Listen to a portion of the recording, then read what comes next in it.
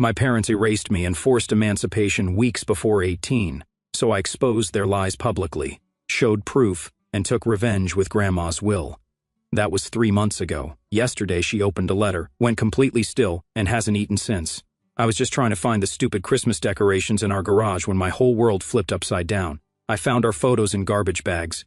Every picture that had me and my brother together was literally thrown away like trash 3 years since the accident. And my parents weren't just grieving. They were systematically erasing my existence from this family.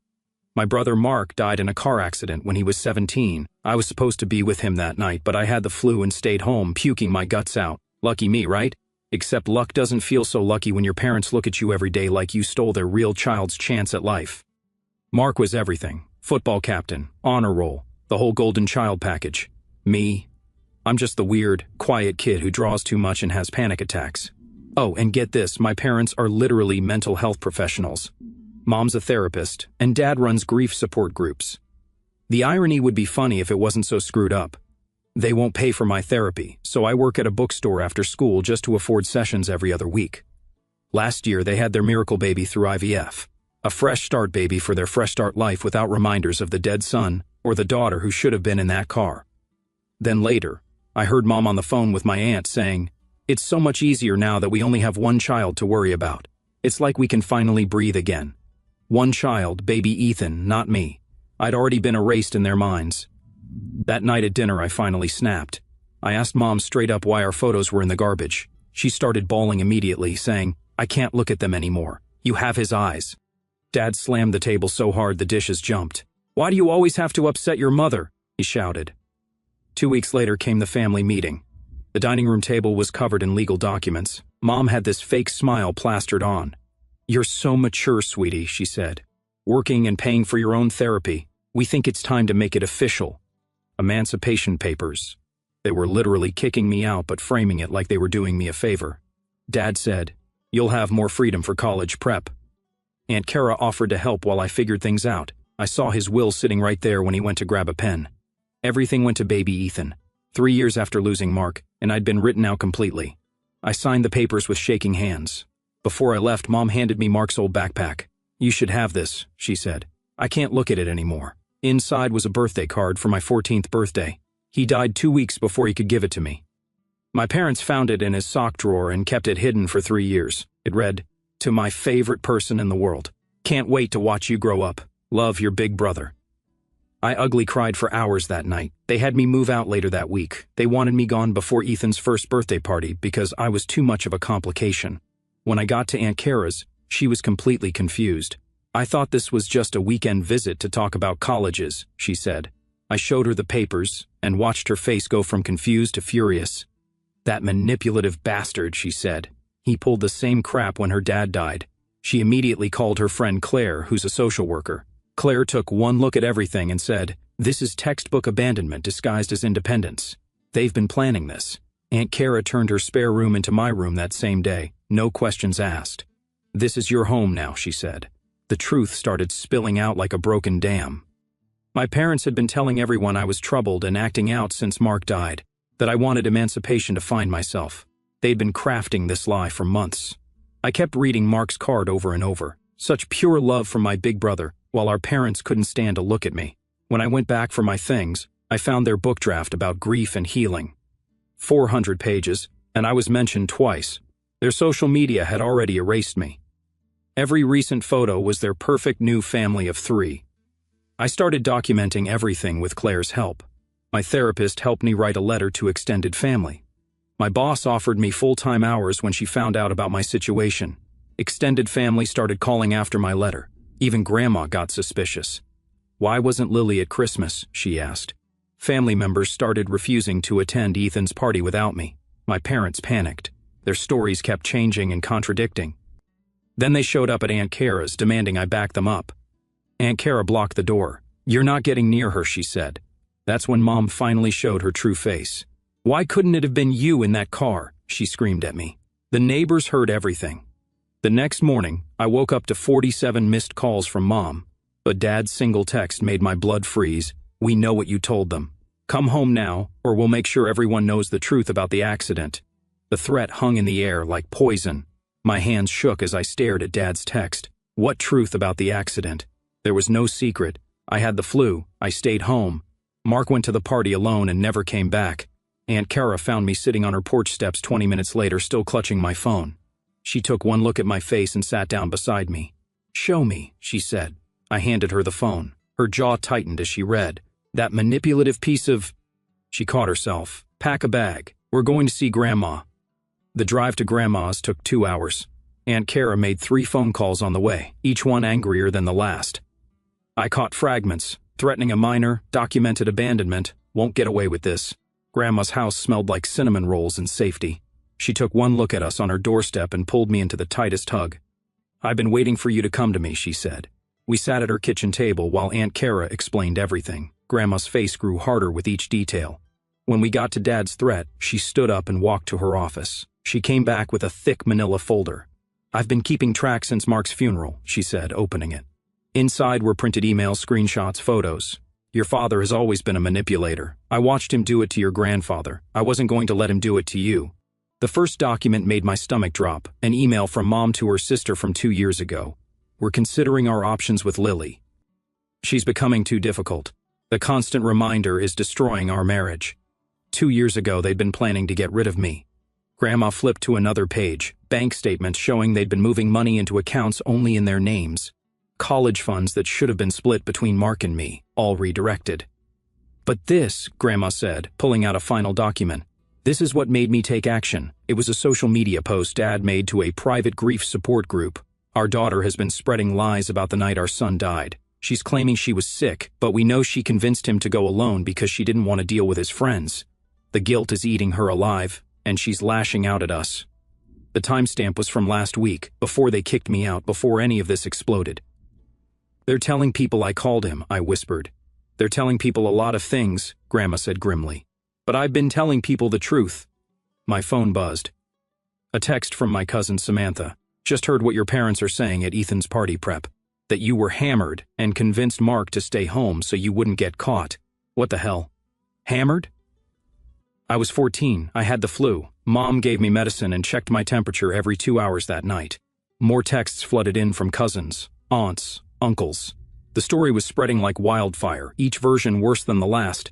"I made Mark go alone. I was supposed to be the designated driver. I'd been drinking at home." "They're at Ethan's party prep right now," I said, showing Grandma the messages. She stood up. "Good. Then we know where to find them." The community center was decorated with balloons and streamers. Cars filled the parking lot. Extended family had come from 3 states for Ethan's first birthday. Inside, I could hear Mom's laugh, bright and fake. We walked in together, Grandma in the middle, Aunt Kara and me flanking her. The room went silent. Mom's face went white. Dad stepped forward. "Mother, this isn't the time," he said. "Sit down, Robert," Grandma commanded. The voice that had raised 4 children and buried a husband brooked no argument. She walked to the center of the room. Extended family watched with a mixture of confusion and anticipation. "I've been listening to the stories being spread about my granddaughter," Grandma began, "about the night my grandson died. I think it's time everyone heard the truth." Mom started crying. Dad tried to interrupt. Grandma silenced them both with a look. "Lily had the flu that night," she said. "I know because I was on the phone with her mother at 8 p.m. She looked directly at Mom. "You told me her fever had spiked to 103 degrees, and you were debating taking her to urgent care." The room shifted. People started murmuring. "I have the phone records," Grandma continued. "I have the urgent care discharge papers from the next morning when her fever wouldn't break. I have the prescription receipts. I have everything." She pulled out her phone and started reading. Text messages from that night, Mom updating the family about my fever, photos of me passed out on the couch, clearly sick, the urgent care bracelet with a date stamp. "So I want to know," Grandma's voice rose, "why my son and daughter-in-law are telling people their 14-year-old daughter was hammered, why they're saying she convinced her brother to go alone, why they're blaming a child for a tragic accident that had nothing to do with her." The silence was deafening. Uncle Christopher stood up. "We were told she's been troubled since the accident, acting out, that she wanted to be emancipated." "They abandoned her," Aunt Kara said flatly. "They threw away every photo of her and Mark together. They wrote her out of the will. They kicked her out 2 weeks before she turned 18 because they didn't want her at this party." "That's not—" Dad started. "I have the papers," I said quietly. Everyone turned to look at me. The Emancipation papers you made me sign. The ones where you said it was for my benefit. The will I saw on the table. The book draft where I'm mentioned twice in 400 pages about grief and healing. Cousin Farah's mom gasped. You wrote a book about grief and didn't include your living daughter? She's troubled, Mom said weakly. She needed space to heal. She needed parents, Grandma snapped. She needed support. She needed therapy, which you refused to pay for despite both being mental health professionals. We offered. Dad tried again. You offered nothing, I said, finding my voice. I work 30 hours a week to pay for therapy. You haven't bought me groceries in a year. You had a baby to replace both of us. And when that wasn't enough, you decided to erase me completely. Don't be dramatic, Mom said. I pulled out Mark's birthday card. My hand shook as I read it out loud. To my favorite person in the world. Can't wait to watch you grow up. Love, your big brother. My voice cracked. You kept this from me for 3 years.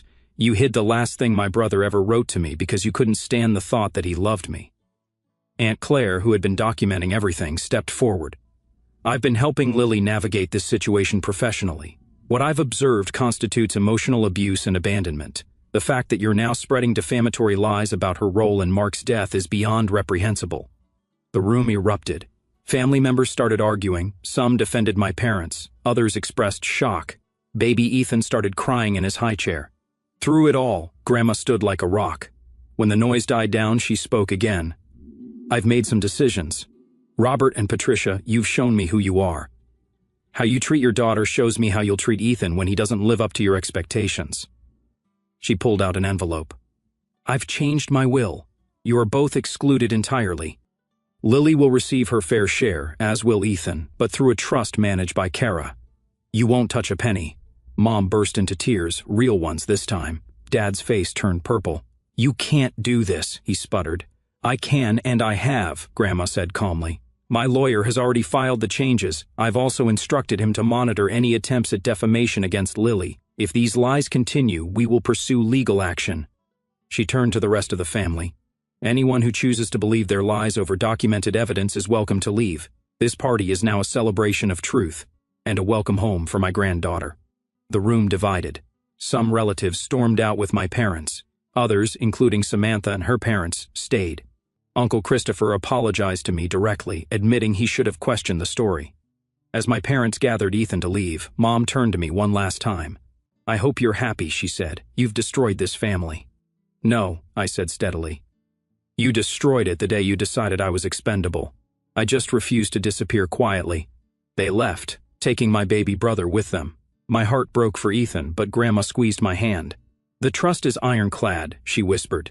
They can't touch his money, and Kara will make sure he knows the truth when he's older. You haven't lost him forever.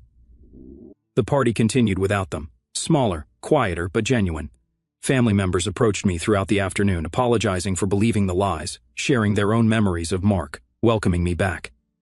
As we drove home that night, Aunt Kara reached over and squeezed my hand. You did good today. Mark would be proud.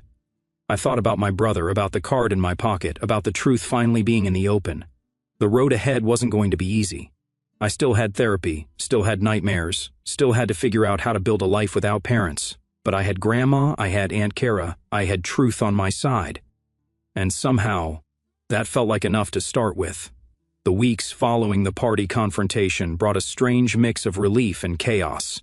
My phone became a battlefield of messages from extended family members trying to piece together what really happened. Some relatives who'd left with my parents started reaching back out, asking questions they should have asked years ago.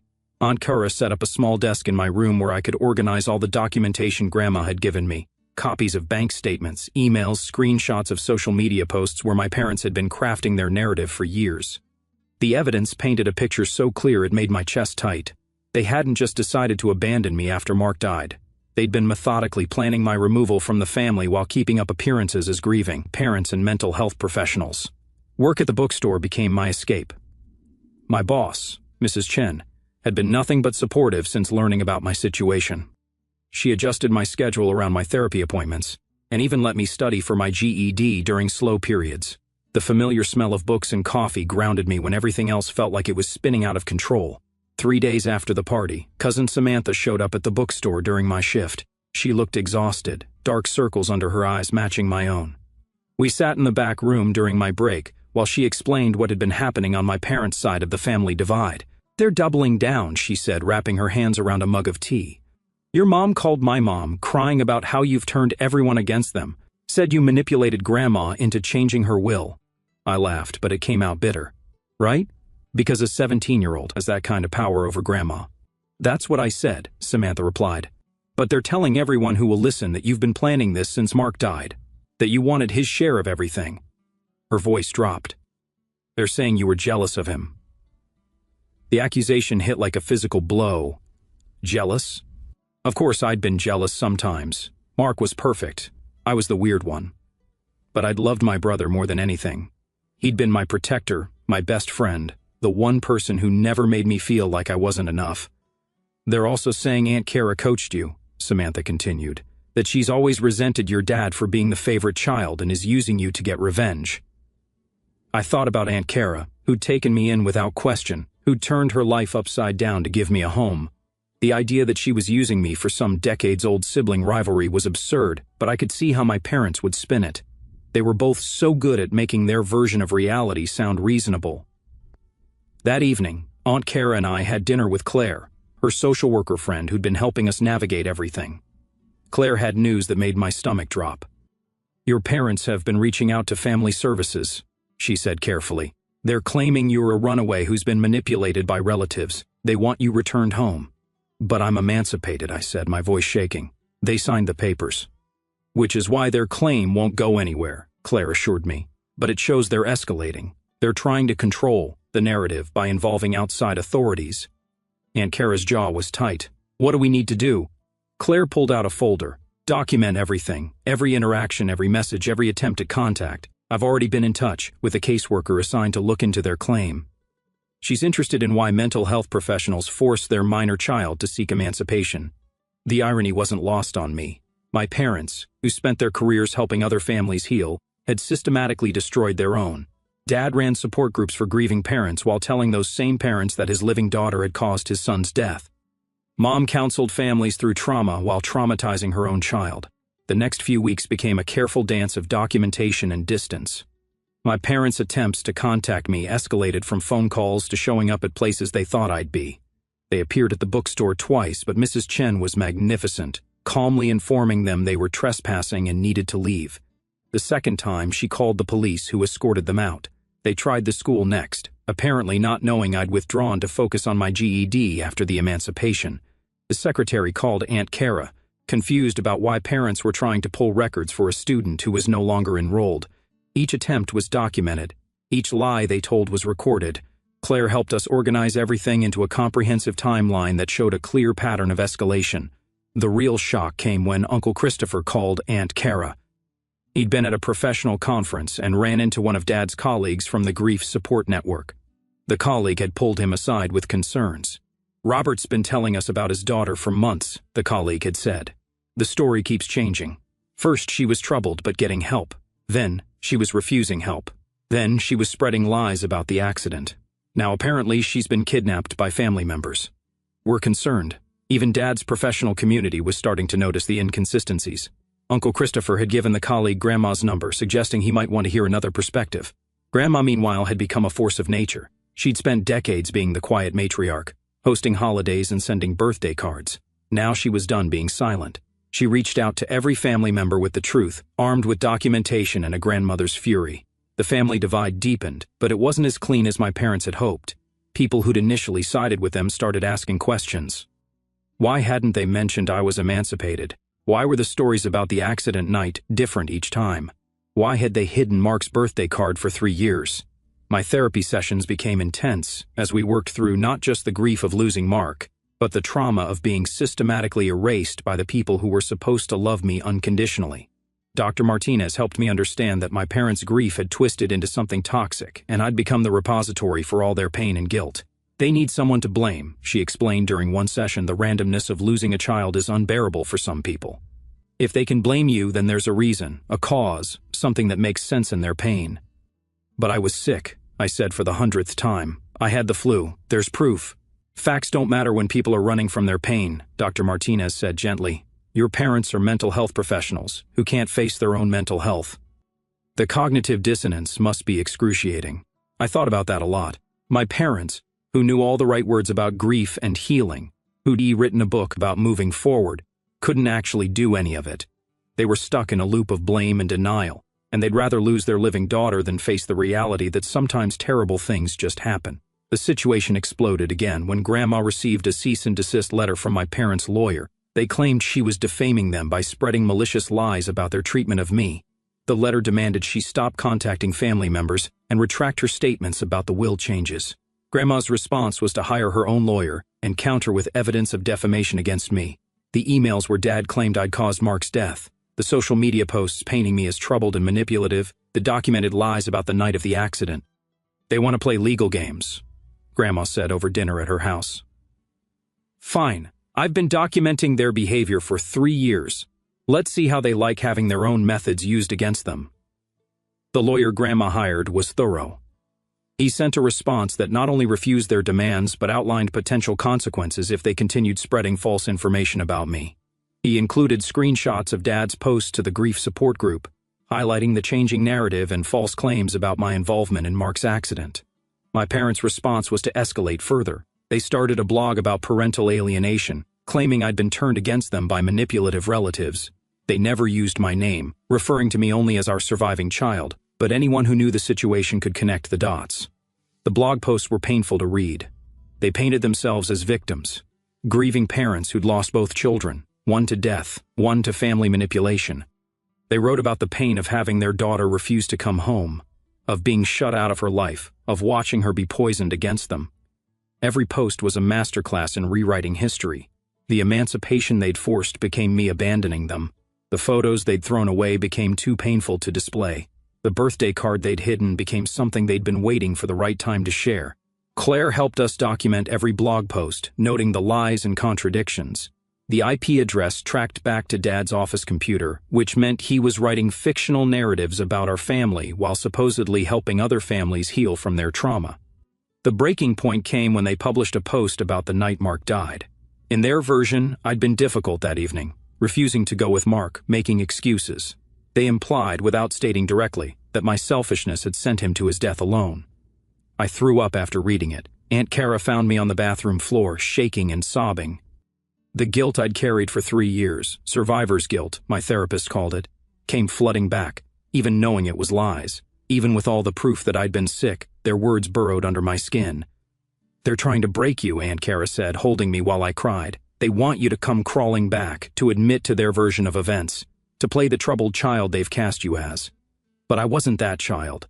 I was the girl who'd survived losing her brother and being abandoned by her parents. I was the one working full-time while getting her GED. I was the one in therapy, actually doing the work of healing while they hid behind their professional facades. Grandma called an emergency family meeting. Not everyone came, but enough did. She laid out everything, the blog posts, the legal threats, the escalating lies. She showed them the documentation, the timeline Claire had helped create, the clear pattern of manipulation and abandonment. I need you all to understand, Grandma said, her voice steady but fierce.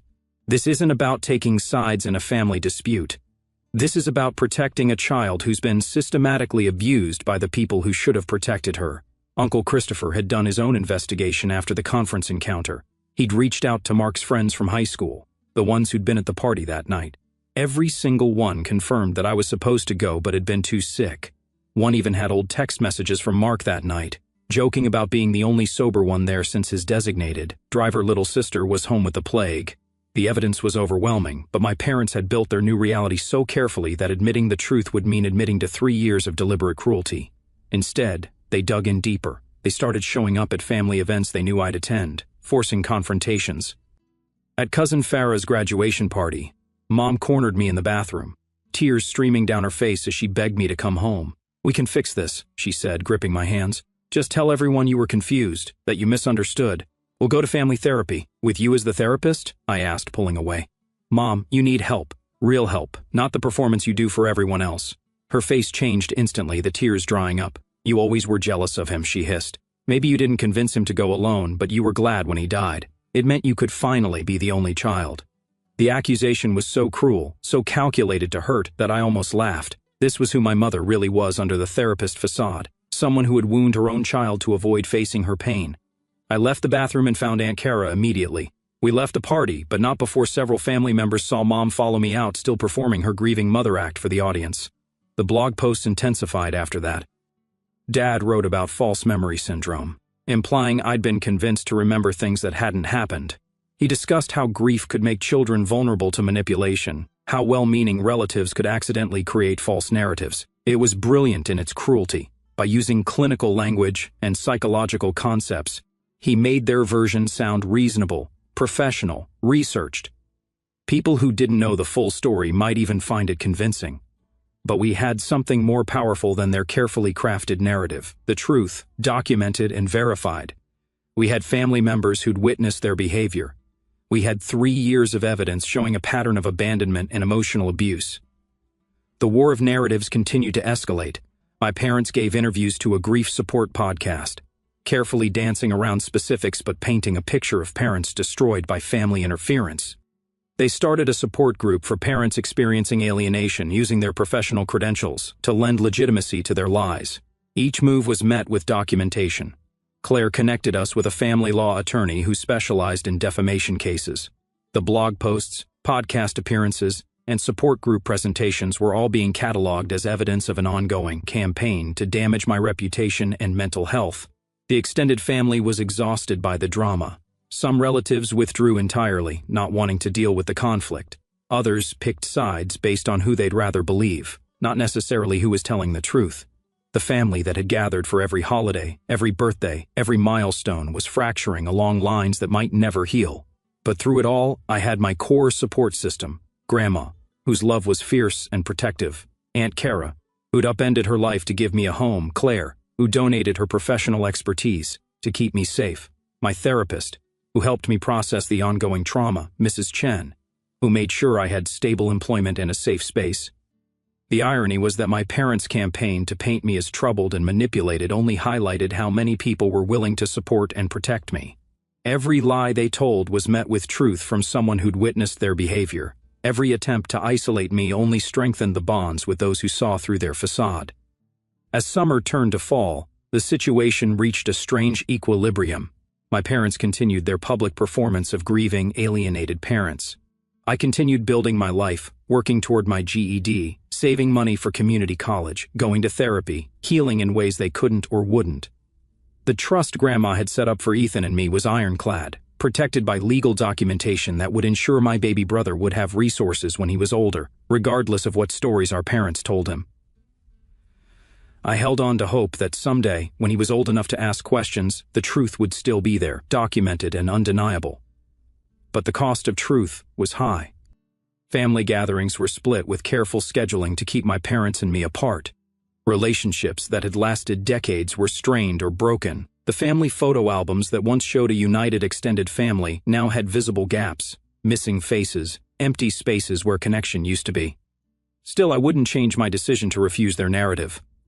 The alternative, accepting blame for Mark's death, allowing them to erase me, pretending their abandonment was my choice, would have destroyed me in ways that no family conflict could match. As I prepared for what would have been Mark's 21st birthday, I pulled out his card again. To my favorite person in the world. Can't wait to watch you grow up. He'd never get to see who I became, but I was determined to become someone he'd be proud of, not the troubled child my parents painted me as, but a survivor who refused to let their pain define my truth. The battle wasn't over. My parents showed no signs of accepting reality, and their campaign to rewrite history continued. But I had something they didn't: the ability to face the truth, no matter how painful. And with each passing day, each therapy session, each moment of genuine connection with those who truly loved me, I grew stronger.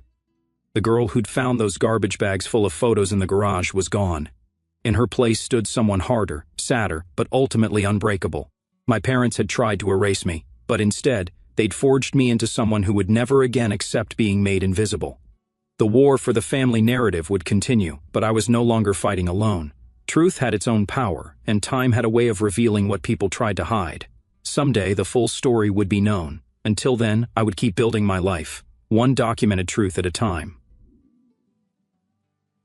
The morning after Mark's birthday, I woke up to find Aunt Kara already on the phone with someone.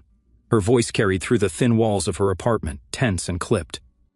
When she hung up, she found me in the kitchen pouring cereal. "That was your Uncle Christopher," she said, rubbing her temples.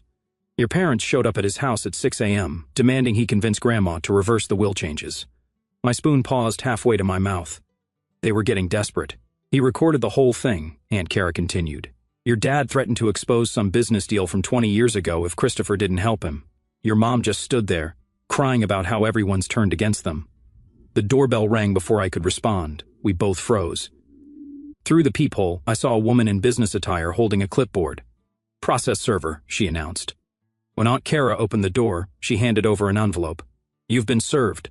My stomach dropped as Aunt Kara read through the papers. "They're contesting Grandma's mental capacity," she said, her voice flat, claiming she's been manipulated due to age-related cognitive decline. The papers shook in her hands. My parents were trying to invalidate the will changes by attacking Grandma's mental state, the same Grandma who'd methodically documented their behavior for 3 years. Within an hour, we were at Grandma's house with Claire and the family lawyer. Grandma sat at her dining table, reading through the legal filing with steel in her eyes. "They want to play dirty," she said calmly. "Then let's show them what repair looks like." The lawyer, Mr. Harrison, spread out documents across the table. "I anticipated this move," he said. "Your grandmother underwent a comprehensive cognitive evaluation 6 months ago when she first consulted me about the will changes. Perfect scores across the board." Grandma pulled out another folder. "I also had 2 witnesses present for every legal document signing," she said. "Both are willing to testify to my mental clarity." Claire added her own documentation. "I've been keeping professional notes on all interactions," she said. "Your parents' pattern of behavior actually strengthens the case for why the will changes were necessary." My phone buzzed with a text from Samantha, "Emergency. Check your mom's Facebook." The post made my blood run cold. Mom had shared a photo of Mark and me from years ago with a long caption about losing both her children, one to death, one to family manipulation. But it was the comments that made me sick. She was responding to condolences by sharing intimate details about my supposed mental health struggles, painting me as unstable and dangerous. "She's violating HIPAA," Claire said, reading over my shoulder. "As a licensed therapist, she can't share false mental health information about you publicly, even if you're her daughter." Mr. Harrison immediately began documenting the posts. "This is defamation and professional misconduct," he said. "We need to report this to the licensing board." The next few days became a whirlwind of legal preparation. My parents' attempt to challenge Grandma's mental capacity had backfired spectacularly. Not only did we have proof of her cognitive health, but their filing revealed their desperation to anyone paying attention. Uncle Christopher visited with a flash drive. "I've been recording every interaction with them since the party," he admitted. "I felt guilty at first, but after what they tried to pull at my house, I'm done protecting them." The recordings were damning. Dad admitting they needed the inheritance to cover debts from failed investments. Mom discussing how they could spin the narrative to make me look unstable, both of them strategizing about how to isolate me from family support. Cousin Farah's mom, Aunt Linda, called with her own revelation. "I just got off the phone with 3 other parents from the grief support group your dad runs," she said. "They're all comparing notes. The stories he tells about you change depending on his audience. The house of cards was collapsing." Dad's grief support group members started reaching out to each other, discovering inconsistencies in his narratives. Mom's therapy practice received inquiries about her social media posts. They're carefully maintained. Professional facades were cracking. Then came the meeting that changed everything. Grandma's lawyer had requested a settlement conference, hoping to avoid a prolonged legal battle. My parents arrived with their attorney, looking haggard. Mom's usually perfect appearance was disheveled. Dad's confident demeanor had crumbled into something desperate. The conference room at Mr. Harrison's office felt suffocating. I sat between Grandma and Aunt Kara, trying to keep my hands from shaking. Across the table, my parents wouldn't look at me. Their lawyer opened with an offer. "My clients are willing to drop the competency challenge if Mrs. Patterson agrees to restore them to the will." Grandma's laugh was sharp. "Counteroffer," she said. "They drop everything, stop all defamation, and agree to a no-contact order with Lily. And I won't pursue professional misconduct charges that would end both their careers." Mom's gasp was audible. Dad's face went gray. Mr. Harrison slid a folder across the table. "The evidence of professional misconduct is comprehensive," he said. "Social media posts violating patient privacy ethics, recorded admissions of filing false reports, documentation of emotional abuse of a minor while serving as mental health professionals." "You're bluffing," Dad said, but his voice wavered. "Page 12, Mr. Harrison said calmly. Screenshot of you telling your grief support group that Lily caused Mark's death.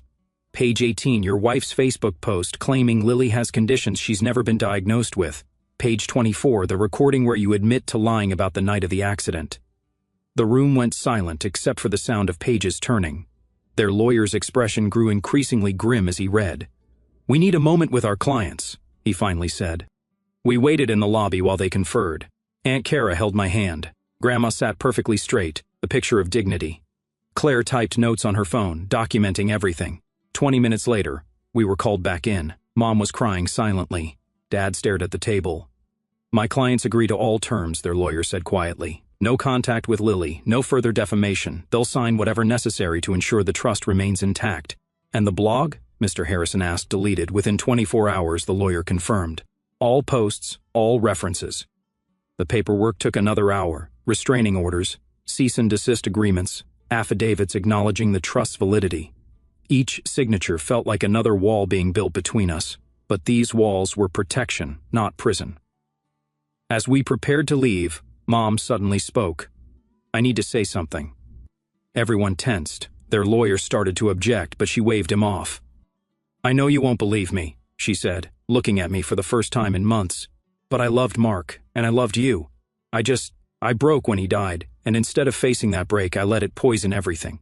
Dad remained silent, his jaw clenched. "That doesn't excuse anything," Mom continued, tears streaming. "I became someone monstrous. I see that now. The things we did, the lies we told. There's no justification." "Then why?" I asked, my voice barely a whisper. "Why did you throw our pictures away? Why did you hide his card? Why did you try to erase me?" Mom's sob was broken. "Because you lived. And every time I saw you, I saw him. And every time I saw him in you, I had to face that he was gone. It was easier to pretend you were the problem than to admit I was drowning." "That's enough," their lawyer interrupted. "We should go." They left without another word. Dad never even looked at me. The aftermath was swift.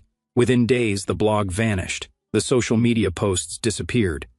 The grief support group apparently asked Dad to take a leave of absence after multiple members raised concerns. Mom's therapy practice went on hiatus. Extended family members who'd been on the fence started reaching out with apologies. The evidence presented in the legal proceedings had spread through the family grapevine. Uncle Christopher became our fiercest advocate, sharing the recordings with anyone who still doubted. 2 weeks later, I received an unexpected package, no return address, but I recognized Dad's handwriting. Inside was a small box containing Mark's class ring and a USB drive. The drive had hundreds of photos, Mark and me through the years, birthday parties, Christmas mornings, random Tuesday afternoons, all the images they'd thrown away. But Dad had apparently kept digital copies. No note, no explanation, just the photos. I spent hours going through them with Aunt Kara and Grandma, laughing at Mark's ridiculous faces, crying at the candid moments I'd forgotten. It felt like getting a piece of him back. The trust paperwork was finalized a month later. Grandma, Aunt Kara, and Mr. Harrison had structured it brilliantly. My portion would cover college and living expenses, with additional funds becoming available at 25. Ethan's portion was even more protected, accessible only for education and healthcare until he turned 18, then managed releases after that. "He'll be okay," Grandma assured me as we signed the final papers. "When he's old enough to ask questions, we'll have answers. The truth will be waiting for him." The restraining orders meant I couldn't see my baby brother, but Grandma had thought of that too. She'd established a separate fund for family therapy when Ethan turned 16 if he chose to pursue a relationship with me. Then, Mrs. Chen offered me a promotion to assistant manager at the bookstore. The extra income meant I could cut back hours once I started community college. My GED scores had come back strong enough for several scholarship opportunities. Dr. Martinez helped me process the strange grief of losing parents who were still alive. "Sometimes," she said during one session, "the healthiest thing is accepting that some relationships can't be repaired. Your job isn't to fix them. It's to build a life where their absence doesn't define you."